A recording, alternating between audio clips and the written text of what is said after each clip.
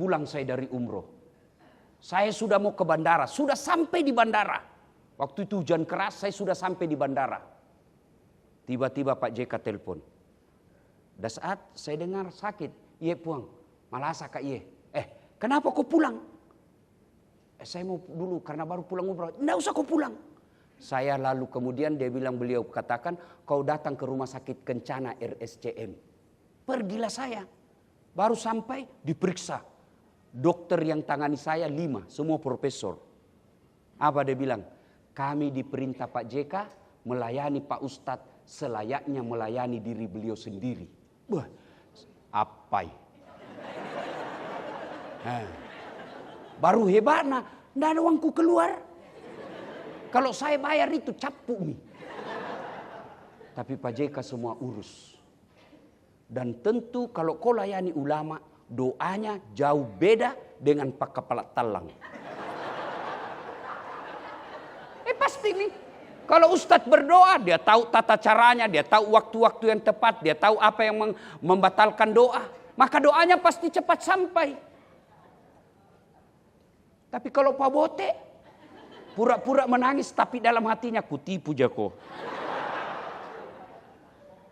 Ya, maka urus itu lama.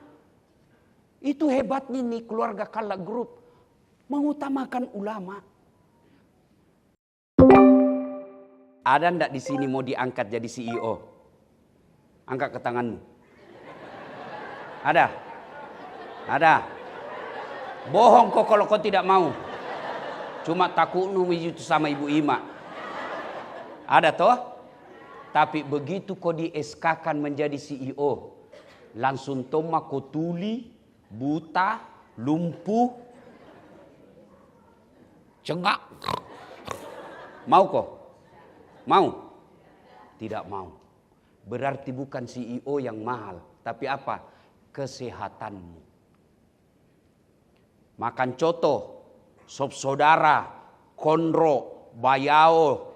Demi Allah, menurut dokter ada penyakit di situ yang kamu makan. Dan matamu tidak bisa memisahkan ini penyakit, ini bukan. Masuk saja. Siapa yang memisahkan? Kalau racun, keluarkan. Kalau dia manfaat, jadikan dia darah. Dia distribusi ke seluruh tubuhmu. Siapa yang punya tugas? Ginjal. Jual mie itu ginjalmu? Jual mie? Jual mie, langsung kau kaya. Iya toh? Subhanallah, ginjal punya kerja. Kalau dia penyakit, racun, nah kasih keluar melalui kencing. Maka bersyukur kok jangkau kencing sembarangan. Jangkau kencing sopir. Nada tek saja. Jangan ketawa ibu, ini urusan laki-laki. Iya. Hei. Bersyukur kok jangkau kencing sembarangan. Dan kalau kau kencing sunnahkah? Lakukan itu sunnah.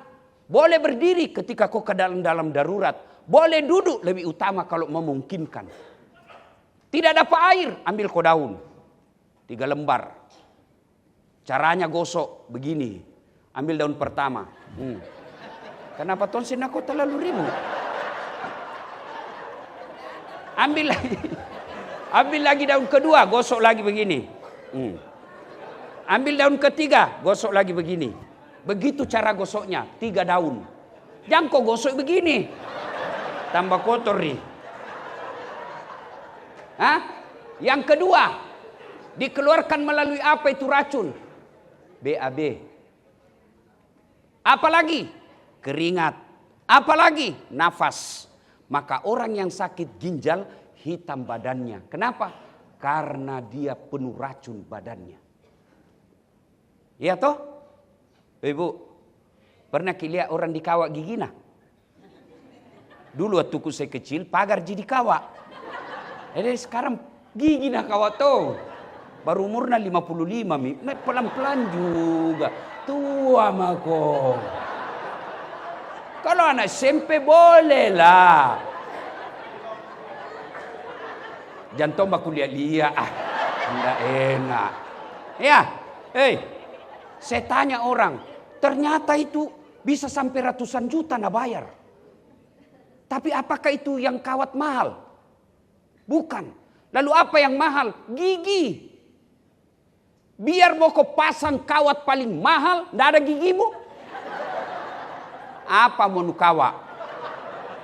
Berarti yang mahal bukan kawat, yang mahal gigi. Alhamdulillah ini gigi, nak kasih kau Tuhan, tumbuh dan panjangnya dibatasi. Apa ini? Apa ini mahal? Bukan. Apa yang mahal? Mata. Hebatnya ini matamu autofokus. Begitu buka, tidak perlu kau putar. Siapa itu? Kaburi. Enggak. Iya toh? Dan hebatnya lagi nih Bu Ima Matata, dia bisa bedakan mana tetangga, mana istri.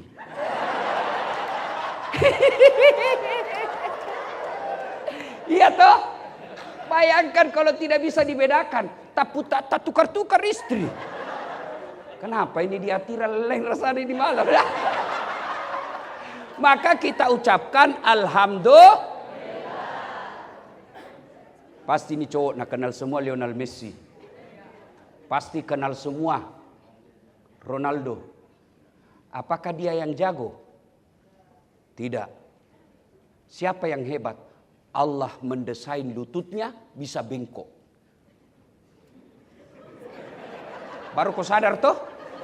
Mana bisa main bola kalau lututmu tidak bisa bengkok? Masa kau main bola begini? Wah, tidak mungkin. Maka kita ucapkan alhamdulillah. Kasihan. Saya baru-baru buka di kantorku lamaran kerja driver. Masa ada S2 daftar jadi sopir. Belum tentu diterima. Kiri kanan cari kerja, tidak diterima. Padahal sarjana, punya kursus, segala macam, tidak diterima. Kalian, alhamdulillah kerja semua sama di sini. Bagusnya ini gedungmu. Tidak perlu kau berpanas-panas. Bagaimana kalau kerjamu tukang tambal ban? Bagaimana? Pelan-pelan kau juga. Untung kau terlalu heboh. Bagaimana kalau kerjamu yang pergi ngukur-ngukur air, ngukur-ngukur listrik, kepanasan. Alhamdulillah tempatmu ber-AC. Makanya cewek-cewek yang kerja di sini putih-putih semua mukanya. Bagaimana kalau kau tukang masak coto? Iya toh? Maka ucapkan alhamdulillah. Tapi Ustadz, gajiku sedikit. Sini kok. Saya kasih kau dua bersahabat. Kenapa sedikit gajimu? Karena kalau banyak gajimu dipecat ini. Kenapa dipecat? Karena efisiensi. Kenapa sedikit gajimu? Supaya banyak orang nak terima ini Kalak Group. Kenapa? Karena kehadiran kantor ini berupaya mempekerjakan anak-anak Sulawesi Selatan. Jangan kau pergi merantau jauh-jauh. Maka filosofinya orang Bugis, ya kau cedek, tak cedek, tak ya kau megai, bagi-bagi. Itu sebabnya na sedikit gajinu.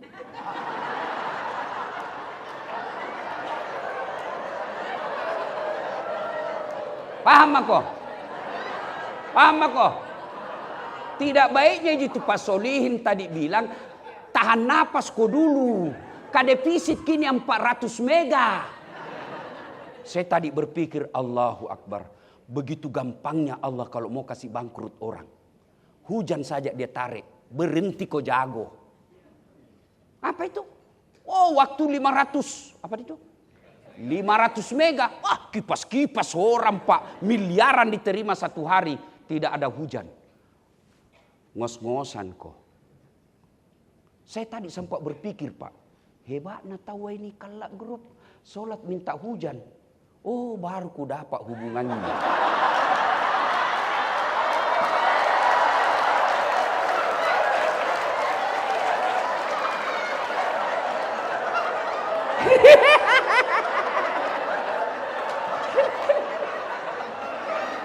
Mengerti bako? Mengerti bako toh? Nah bilang pintar nih tuh Ustaz. S3. Dokter ini. Bagaimana cara bersyukur? Bagaimana cara bersyukur? Nah kasih mako semua Tuhan ini. Satu, ucapkan hamdalah. Alhamdulillahi Rabbil Alamin. Kenapa tidak bersyukur? Saya ucapkan ya Alhamdulillah Ustaz. Tapi kau tidak tulus dan caramu salah. Weh, naik pangkat kau. Apa artinya? Pada cengi cilaka. Bagaimana? Jantungku terlalu banyak ketawa bela. Tidak enak. Mungkin kira stand up.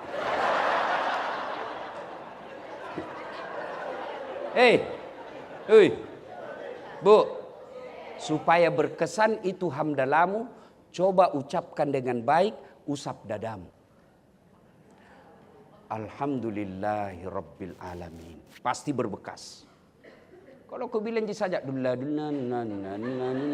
apa artinya itu? Alhamdulillahi Rabbil Alamin. Itu cara bersyukur pertama. Yang kedua cara bersyukurnya adalah sujud syukur. Sujud syukur kok. Bagaimana caranya? Sama sujudmu ketika sholat, cuma bedanya tidak ada rukunya. Langsung mau sujud. Di mana? Mana saja. Boleh di kantormu. Boleh. Boleh jalan raya. Boleh. Yang penting sudah ditutup. Jantungku talekang. Piko di depan sujud syukur. Pak! Sujud syukur. Beleng-beleng kok namanya itu. Ya. Sujud syukur. Apa kita ucapkan? Terserah. Yang penting ekspresikan rasa syukurmu dengan memuja Allah. Ada kerja penjual mobil.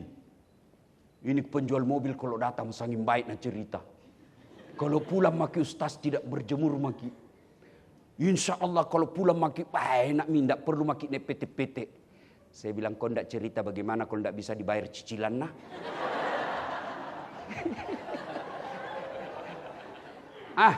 Masya Allah. Ada yang kerja di bagian apa itu? PLTA. Macam-macam beda. Tapi aktif kok sama-sama. Jangan kau mentang-mentang senior kok intimidasi yang baru masuk. Kerja kok. Kerja kok juga. Rajin kok juga. Nah itu namanya aktif bersama. Kalau aktif bersama, insya Allah majumu sama-sama. Itu tagline-nya. Aktif bersama, maju bersama. Cara bersyukur yang kedua di perusahaan ini, jaga persaudaraan. Ibarat mobil, harus ada jadi ban, ada jadi bensin, ada jadi setir, ada jadi rem. Tapi percaya, dia mogok ini mobil kalau ada komponen satu merasa lebih hebat dari yang lain. Pak Solihin tidak boleh merasa lebih hebat daripada cleaning service. Kenapa? Bapak bisa bekerja dengan tenang, tidak ada bau. Siapa punya jasa? Jasa-jasana cleaning service. Mana aku bisa kerja kalau masuk kau? Botok deh. Akhirnya apa? Botok kau urus 2 jam, hilang kerja. Kalian juga pegawai, jangan kau pandang enten security. Kenapa? Kau bisa kerja dengan baik karena aman motormu. Siapa jagakan kau? Tidak mungkin Pak Solihin baik-baik.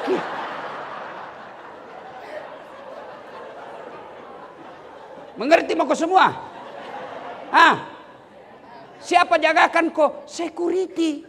Maka yang baik saling menghormati. Jangan kau sombong. Apa yang kau mau sombongkan? Baru kau belajar agama 3 bulan. Seolah-olah kau pemilik sorga. Pelan-pelan juga bos. Jangan sombong. Tidak ada itu baiknya orang sombong. Kurang apa Allah kasih pelajaran buat kita. Fir'aun dilaknat Allah karena sombong. Namrud dilaknat Allah karena sombong. Abraha yang mau hancurkan Makkah karena sombong. Allah hancurkan sehancur-hancurnya. Allah laknat selaknat-laknatnya. Dan Fir'aun sampai sekarang masih dilaknat padahal dia populer. Kurang apa populernya Fir'aun? Semua orang kenal. diabadikan namanya dalam Quran. Elektabilitasnya tinggi. Iya toh? Tapi Allah hinakan sehina-hinanya. Mana? Sampai detik ini tidak ada orang mau kasih namanya Fir'aun. Terkenal itu Fir'aun. Kasih nama anak Fir'aun. Beleng-beleng. Nah Sami, jaga. Lalu apa yang memutuskan tali persaudaraan? Ini tadi sombong. Apa yang kau mau sombongkan?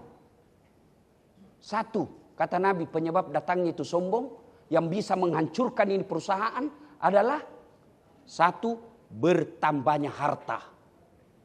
Jangan sombong karena bertambahnya harta. Sekejap saja. Pelajari ini yang saya kasih kita itu. Kalau Allah mau hancurkan kita sekejap, tidak ada saja air. Mikir maki. Itu baru air. Ada yang telepon, Kak, saya ceramah di Dayak. Saya bilang sebentar sore saya mau ceramah di PDAM. Dia bilang tolong Ustaz, sampaikan kepada petugas supaya nak kirim air. Saya bilang kau saja, saya saja di kota susah air apalagi kau di Dayak. Baru air itu panik maki. Baru air itu belum musibah. Bagaimana kalau nak kasih tau maki longsor? Bagaimana kalau nak kasih tau maki angin puting beliung? Bagaimana kalau nak kasih panas maki 45 derajat? Tidak ada gunanya uangmu. Maka jangan kau sombong karena uang. Apa itu sombong? Pakai barang mahal. Pakai kalau ada uangmu kau belikan. Itu rezekimu. Lalu apa itu sombong? Kau pandang enteng orang. Itu bisa sombong. Pakai emas boleh. Tapi jangan kau hina yang palsu.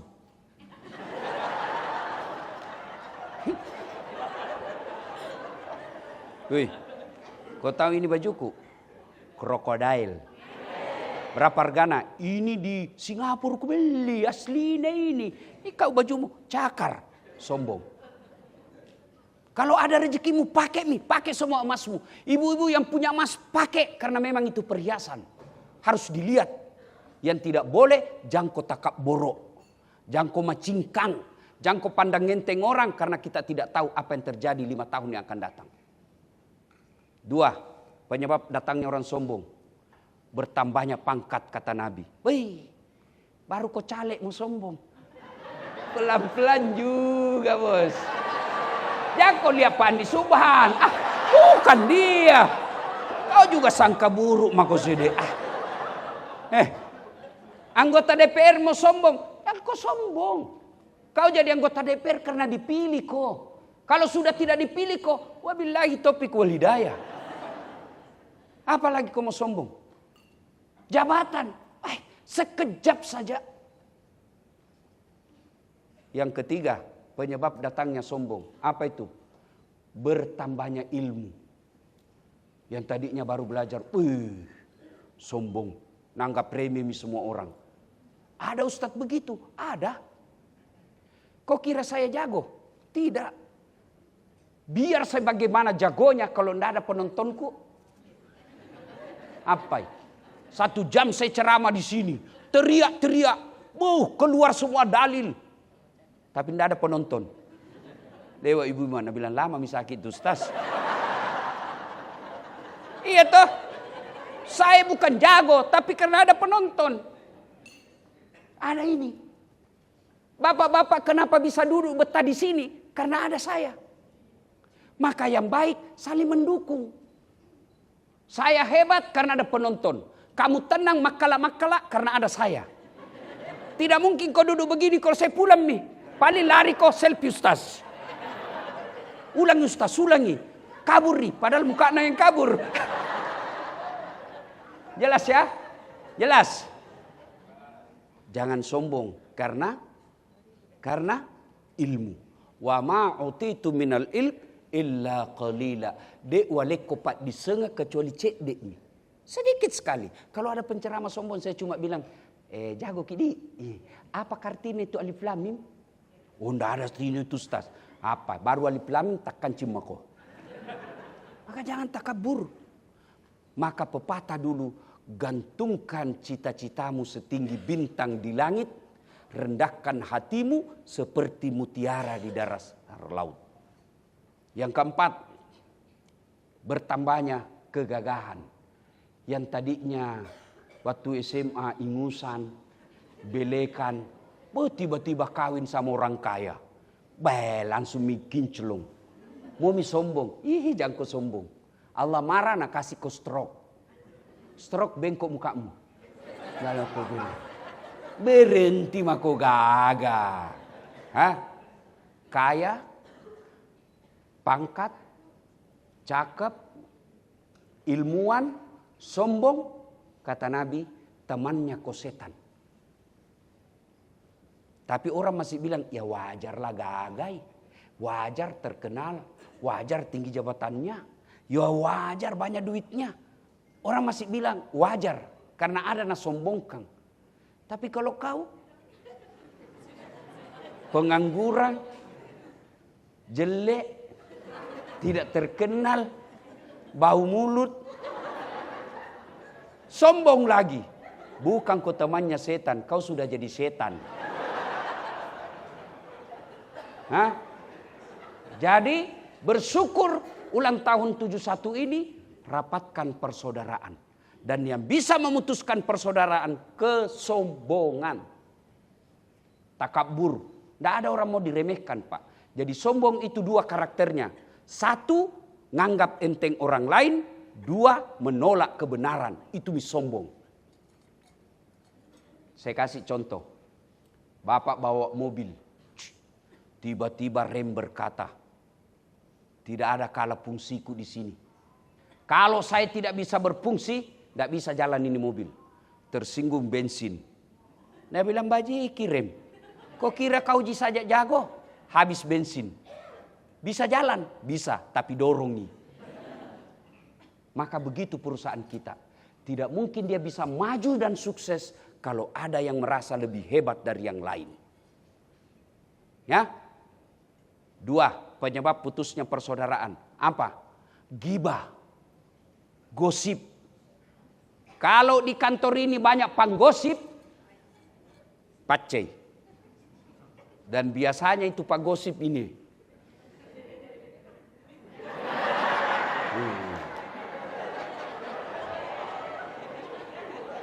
Amin. Saya lewat saja tadi ada yang gosip, Kak.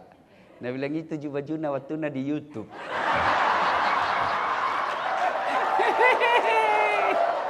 Astagfirullah.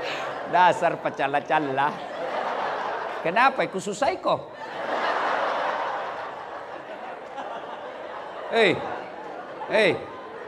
Kalau ada temanmu tidak pakai jilbab, jangan kau calai. Doakan ki. Kan tidak kau tanggung dosanya. Jelas mi? Jangan kau lihat kita temanmu. Ya, jangan gosip. Tidak ada baiknya itu. Tidak ada orang suka dicerita jeleknya. Ini bertetangga. Gordon. Tidak dia bicara tapi mukanya. Datang teman satu kantor. Nah lihat itu. Dari bawah sampai kepala. Sinisnya mukanya. Kenapa? Temannya pakai sepatu baru. La haula wala quwata illa billah. Apa?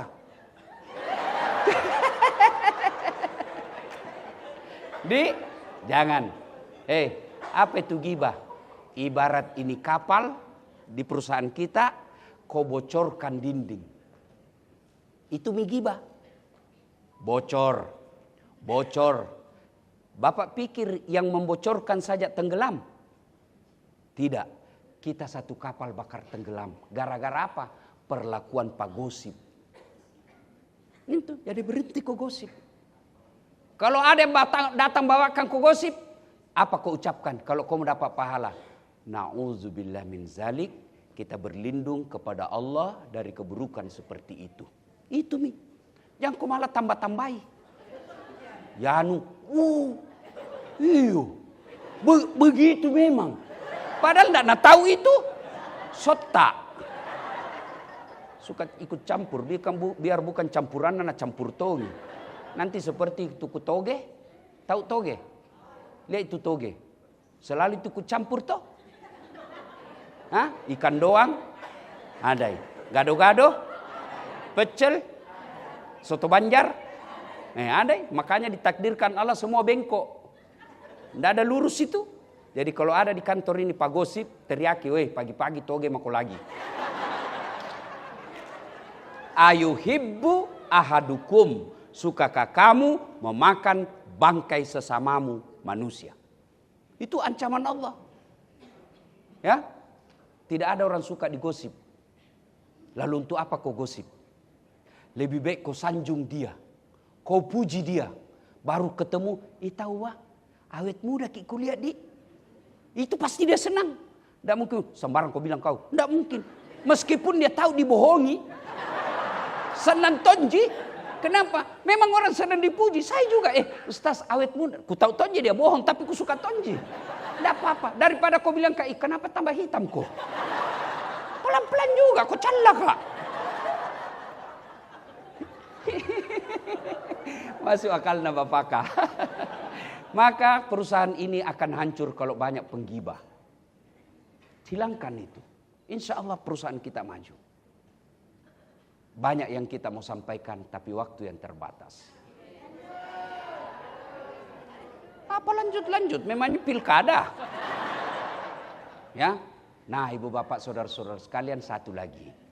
Kalau begitu cara bersyukurmu adalah sedekah. Bersedekahlah. Ya, saya sangat yakin, seyakin-yakinnya ini perusahaan bisa berjaya sampai sekarang karena pondernya orang-orang yang mendirikan dan orang-orang yang melanjutkannya rajin sedekah. Saya tahu Pak Yusuf Kalla, kalau ada ulama sakit, beliau pasti tangani dengan sebaik-baiknya. Kenapa kau tahu? Saya pernah sakit. Pulang saya dari umroh. Saya sudah mau ke bandara. Sudah sampai di bandara. Waktu itu hujan keras saya sudah sampai di bandara. Tiba-tiba Pak JK telepon. Dan saat saya dengar sakit. Iya puang. Malasa kak iya. Kenapa kau pulang? Saya mau dulu karena baru pulang umroh. Nggak usah kau pulang.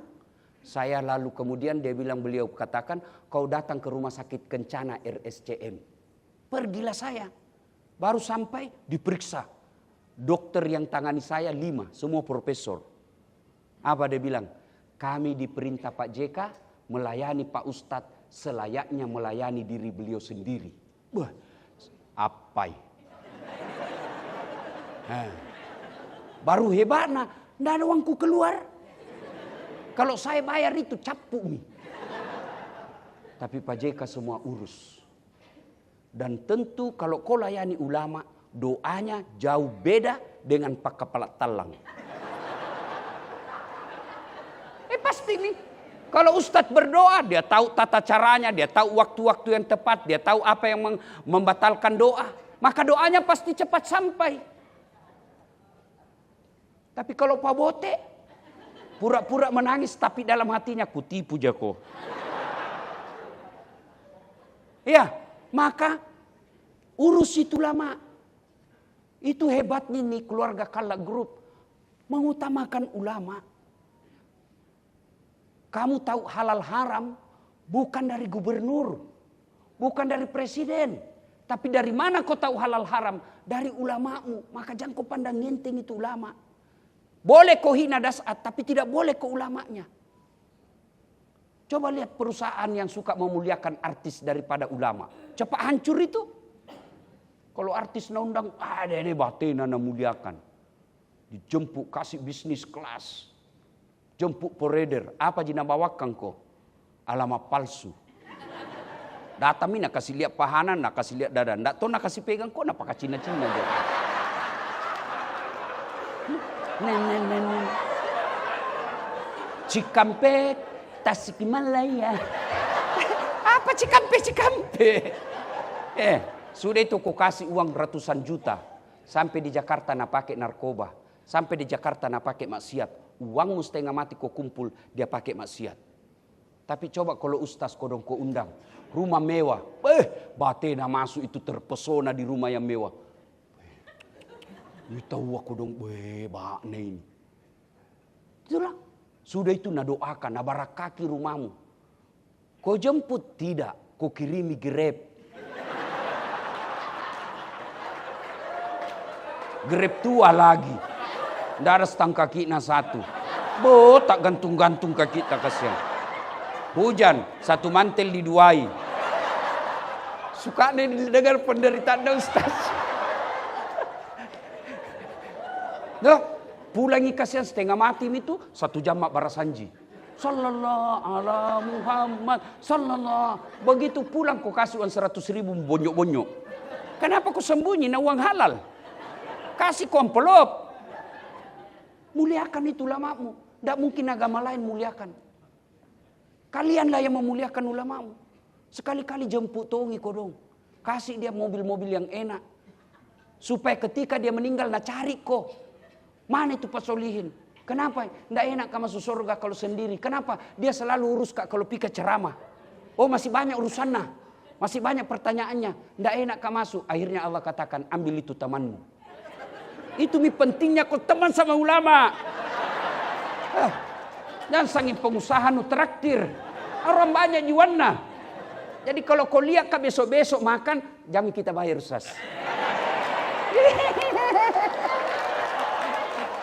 Begitu jatuh kau terlalu seke. Kikirigal paku jambatan. Sudah sedikit tak tukar lagi. Kenapa tak tukar? Ibu-ibu pernah saya sampai naik di mobil. Ku tarik ampeloka. Susunan acara.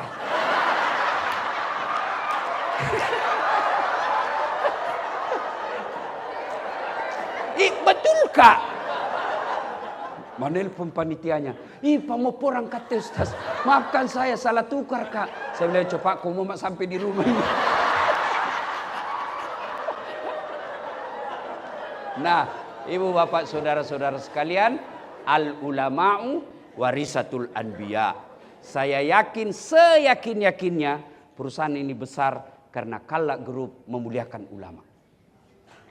Alhamdulillah. Adik-adik sekalian, kalau kau mau sukses, caranya banyak kau bersyukur. Kenapa saya miskin? Karena kau tidak bersyukur. Padahal Allah sudah jelaskan, kau bersyukur, ku tambah. Jadi kalau kalian mau sukses, syukur kau. Tapi masalahnya istriku jelek Ustaz. Takdirmu. Itu jodohmu yang terbaik. Kenapa? Karena kalau gagal suamimu malu jalan sama kau. Kenapa? Karena kau jelek. Imbang gitu bos. Cocok gimana? Kalau istri kita terlalu cantik baru kita jelek. Nanti nak kira sopir. Mana bapak? Saya. Oh.